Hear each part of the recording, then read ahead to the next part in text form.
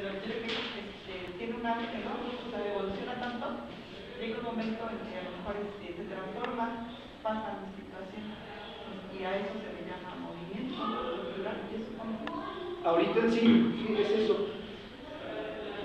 Ahorita, por ejemplo,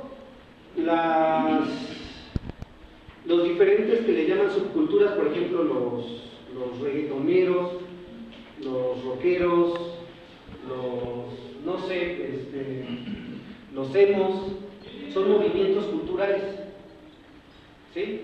No podemos hablar de que son una cultura muy grande, pero hay muchos que le dicen que son subculturas, pero finalmente son movimientos de cultura, tienen una filosofía.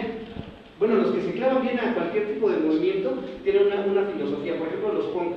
Si alguien se clava bien a ver la filosofía punk, es una filosofía muy buena. Pero lamentablemente aquí a veces nos llegan modas o culturas y nada más imitamos formas de vestir, pero no nos ponemos a investigar todo lo que es esa filosofía del movimiento.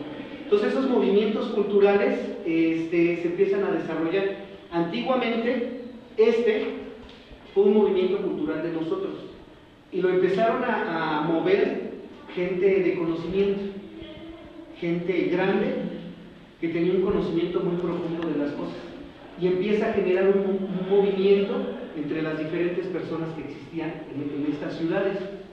De hecho, la palabra Tolantecayo viene de todo, nuestro, de Olin, movimiento, Anmejuanti, de ustedes, para nosotros con el nuestro.